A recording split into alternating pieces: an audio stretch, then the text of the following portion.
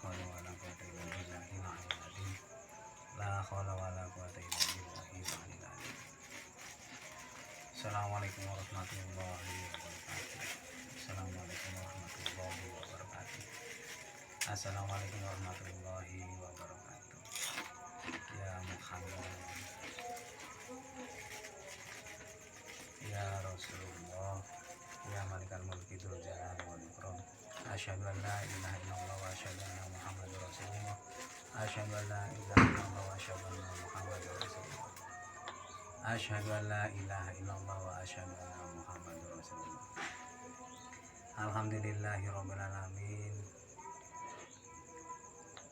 Allahumma shalli ala sayyidina Muhammadin wa ala sayyidina Muhammadin. Rabbi shrah li sadri wa yassir li amri wa hlul 'uqdatam min lisani yafqahu qawli. La ilaha illallah Muhammadur Rasulullah. Amma ba'du. Pada jamaah Majelis Zikir Darul Muqaddasah, alhamdulillah pada hari ini malam Selasa tanggal 17 ya. 17 malam 18 Ramadan tanggal 17-18 Maret 2025. Mudah-mudahan di penghujung bulan Ramadan kita selalu diberi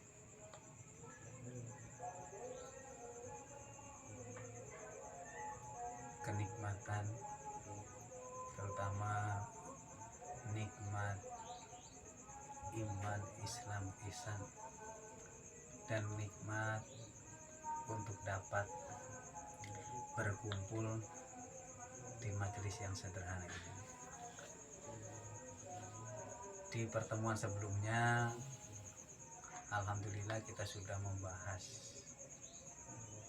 apa itu pondasi tauhid. Pertemuan kemarin belum selesai. Kita untuk pertemuan kali ini memperjelas fokus pada pondasi tauhid itu sendiri. Baru kita selanjutnya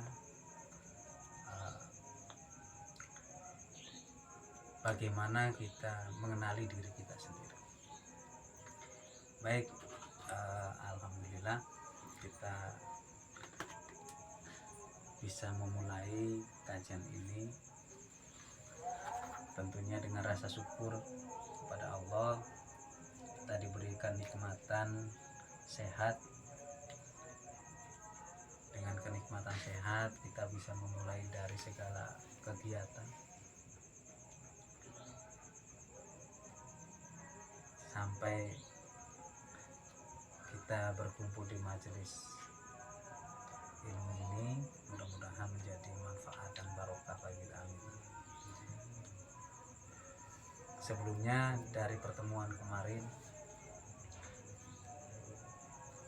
tentunya sebagai mukmin wajib bagi kita memiliki pondasi tauhid yang kokoh, supaya dalam beribadah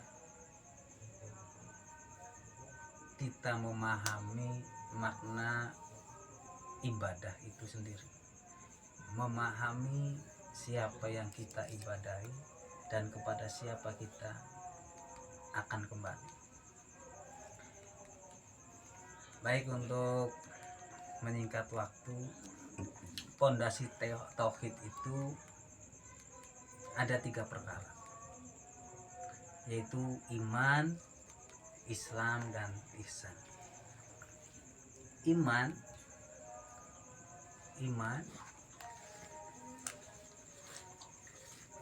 Iman artinya sini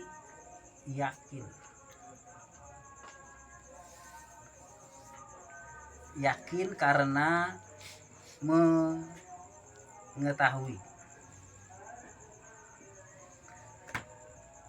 atau tahu.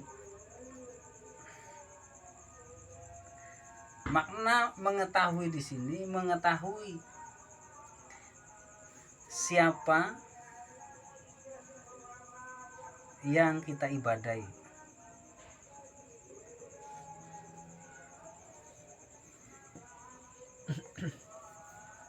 Dan kepada siapa kembali.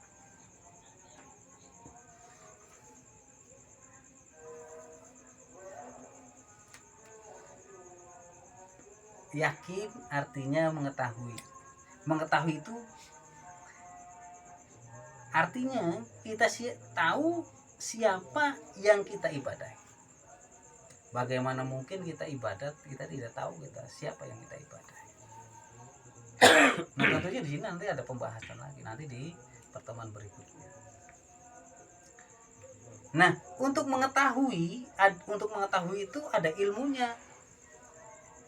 Ya, ada ilmunya, yaitu ilmu hati atau batin.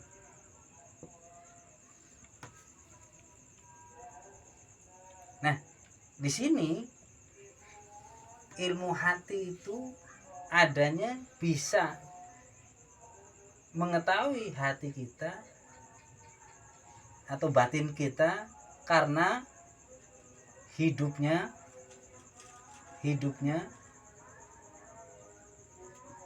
hati atau batin.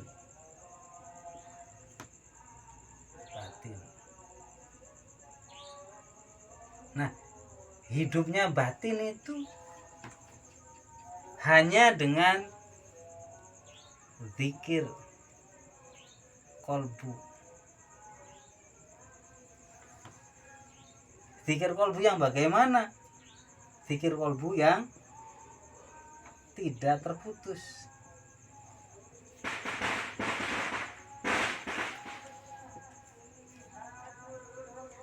Iman itu amalan hati. Nah,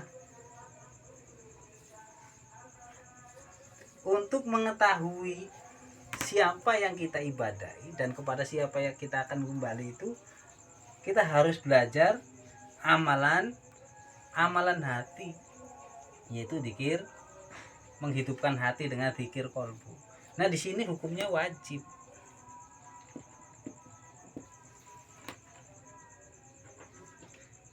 Nah, sedangkan zikir ada dua perkara. Zikir dua perkara. Zikir yang ada pada diri sholat, amalan hati, hidupnya hati itu yang pertama syaratnya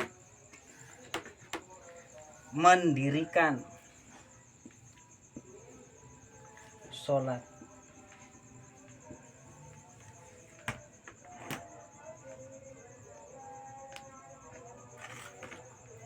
Yang pertama mendirikan sholat. Yang paling utama adalah mendirikan sholat. Wajib hukumnya. Karena Allah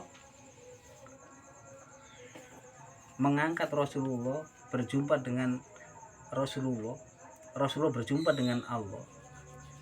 Wahyu sholat itu langsung, tidak ada perantara, langsung antara Allah dan Rasulullah. Karena saking pentingnya sholat, karena ini membahas tentang supaya manusia iman, supaya manusia mengetahui. Caranya mengetahui hanya dengan sholat dan zikir. Nah, sholat sendiri itu ada dua amalan, amalan dohir dan amalan batin. Kedua-duanya harus nyambung, harus ada. Sholat kalau hatinya mati belum dikatakan sholat. Zikir hatinya hidup, zikir kepada Allah tapi tidak sholat, maka belum dikatakan sholat. Sedangkan zikir kolbu ini tidak terputus, tidak boleh putus, wajib hukumnya terus menerus dengan segala kondisi. tidak ada batas waktu dan tidak ada waktunya. Dari buka mata sampai nutup mata, sampai tidur buka mata lagi, itu wajib tidak terputus. Sholat raga ada waktu yang ditentukan, ada rokaat yang ditentukan. Nanti kita bahas selanjutnya tentang bab sholat. Nah dari iman ini, maka apa yang harus kita lakukan? Belajar mengetahui dan belajar sholat. Artinya belajar sholat itu bukan secara syariat saja, makna yang terkandung pada dalam sholat. Kemarin kita singgung, walaupun belum selesai, tapi kita bahas pondasinya dulu. Nanti kita kembali di bab sholat. Sudah paham di sini? Iya. Penghapus.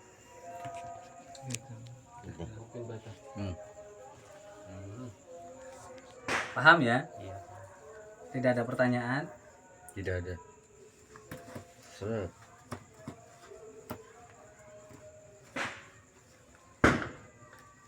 Selanjutnya Islam. Islam artinya menjalankan.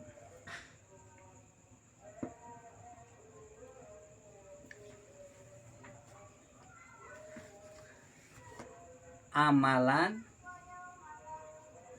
jasmani atau raga.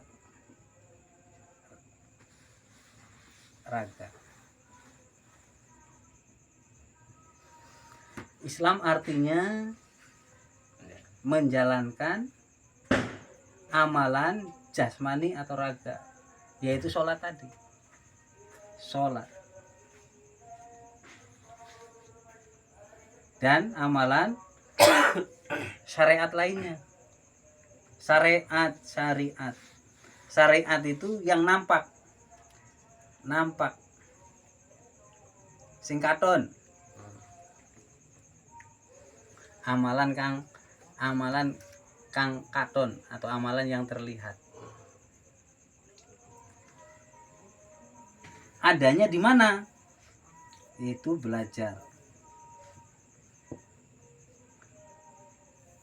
Hukumnya, belajar hukumnya, yaitu fikih yang diajarkan oleh empat mazhab atau imam Syafi'i, Maliki, Hambali, Hanafi, dan yang diamalkan oleh sahabat. Empat sahabat dan Rasulullah.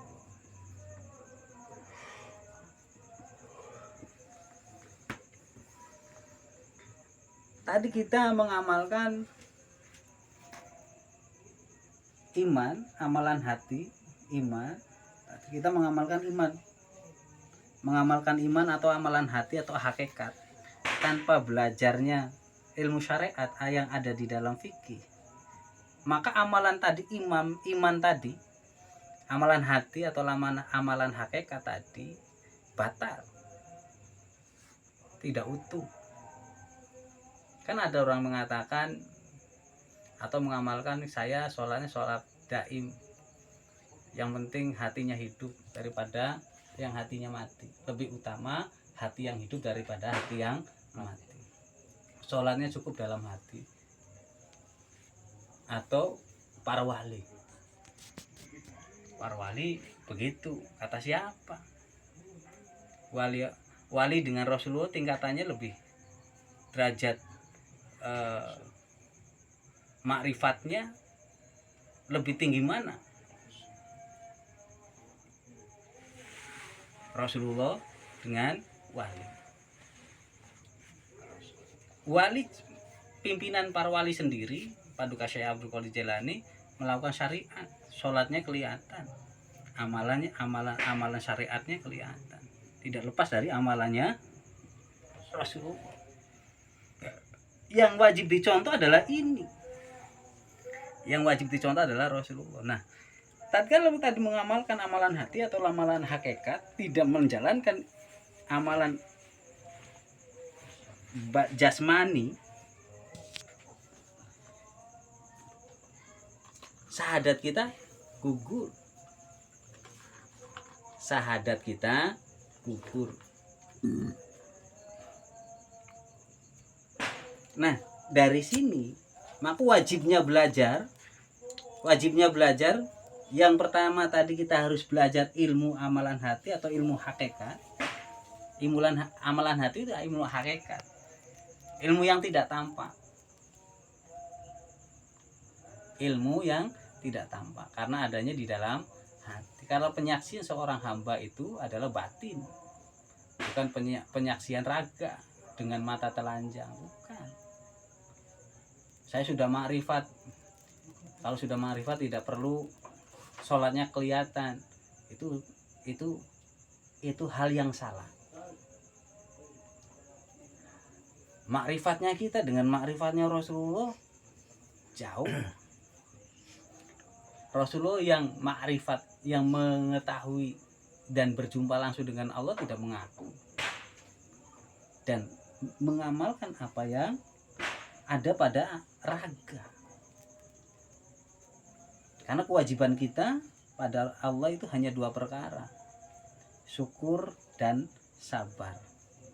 Kewajibannya cuma 2 perkara, syukur dan sabar. Cuma syukur dan sabar ini adanya di pondasi tauhid ini yang 3 perkara tadi, iman, Islam, ihsan. Untuk bisa bersyukur dan bisa bersabar, harus memahami pondasinya dulu. Dari sini apa ada pertanyaan? Ada pertanyaan? Tidak ada. Benar tidak ada pertanyaan? Cukup ya? Jelas. Paham? Jelas?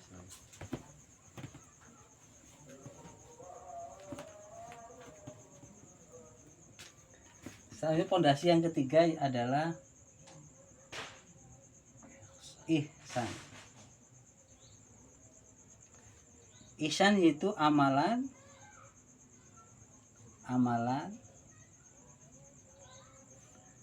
hati dan pikir.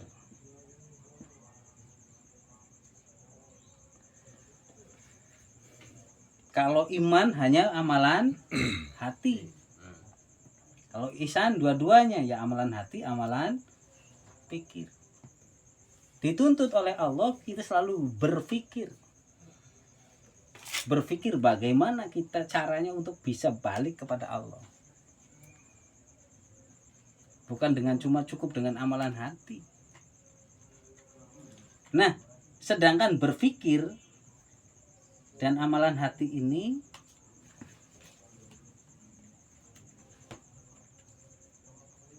adanya di akhlak. Orang kita mengamalkan amalan hati atau mengamalkan kajian, mengamalkan ilmu thariqah, mengamalkan ilmu hakikat, tapi akhlaknya kita belum benar, maka ini salah.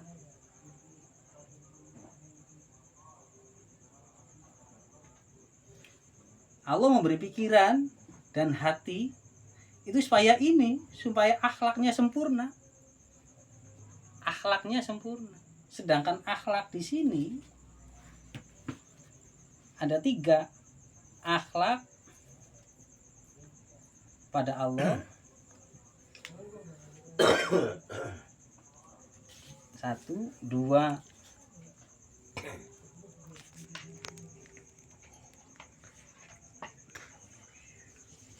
akhlak kepada sesama, 3 akhlak pada semua ciptaan.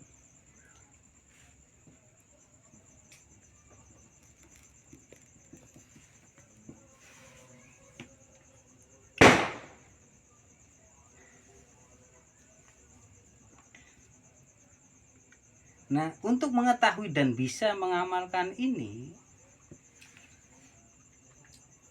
supaya kita mendapatkan akhlak baik, akhlak kesempurnaan,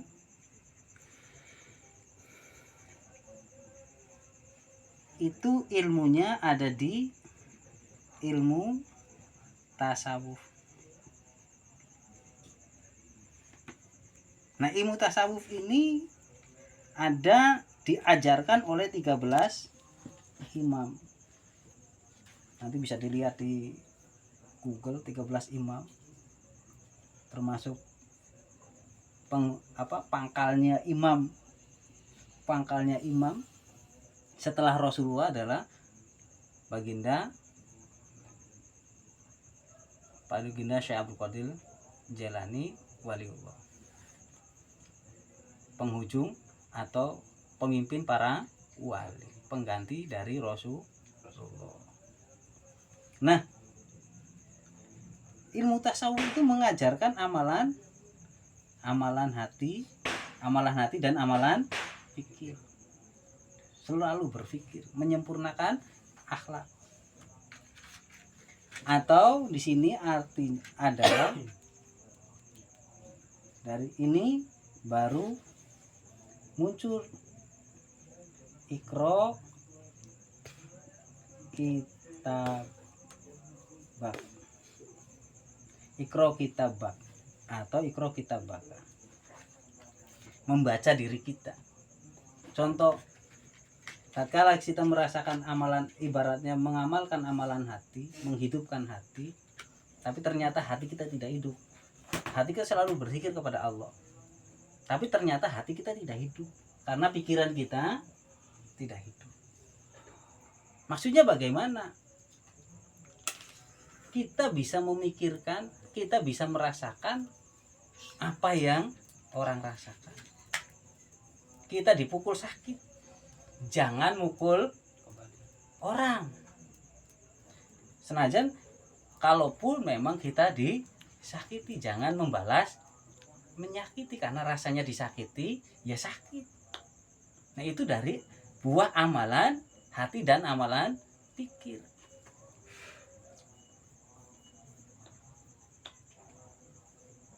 Tidak memiliki rasa dendam, iri, dengki. Artinya ihsan itu menghapus penyakit, intinya menghapus penyakit hati supaya sampai kepada Rasulullah. Kalau sampai kepada Rasulullah maka sampai kepada, sedangkan sampai ke sini harus sampai ke sini dulu. Sebelum sampai ke sini harus sampai ke sini dulu. Sebelum sampai ke Allah, wajib hukumnya sampai kepada, artinya sampai itu mengetahui.